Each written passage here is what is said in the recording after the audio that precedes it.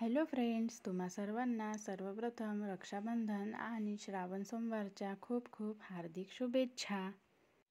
नमस्कार मंडळी, मी पूनम समर्थ स्वागत करते आपलं पूनम समर्थ या यूट्यूब चॅनलमध्ये। तर आज आपण बनवत आहोत रक्षाबंधन आणि श्रावण सोमवार निमित्त नारळाचे लाडू।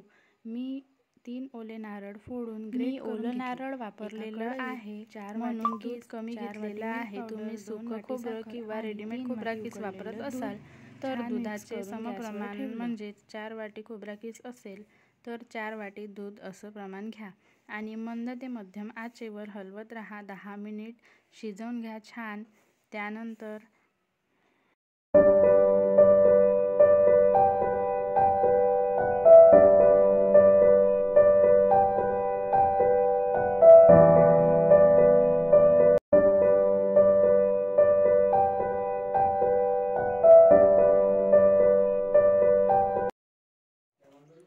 मिश्रण कढई सोडायला लागलं की गॅस बंद करून घ्या आणि बर्फी बनवायची असल्यास ताटाला तुपाने ग्रीस करून त्यात बर्फी गरम गरम थापून सेट व्हायला 2 ते 3 तास फ्रीजमध्ये ठेवा।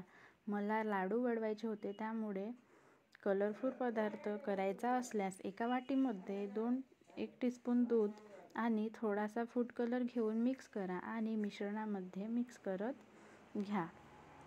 मी 2 कलरमध्ये लाडू बनवणार आहे, म्हणून अर्ध मिश्रण बाजूला काढून त्यात पिवळा रंग आणि उरलेल्या मिश्रणात हिरवा रंग मिक्स करून घेतला आहे।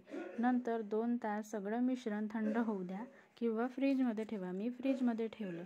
त्यानंतर हव्या त्या आकारात लाडू वळवून घ्या आणि आस्वाद घ्या आपल्या स्वादिष्ट, पौष्टिक आणि उपवासाला जमतील अशा नारळाच्या लाडवाचा।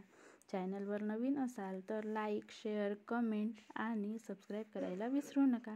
धन्यवाद। भेटू परत अशाच एका नवीन रेसिपीसोबत। तोपर्यंत धन्यवाद।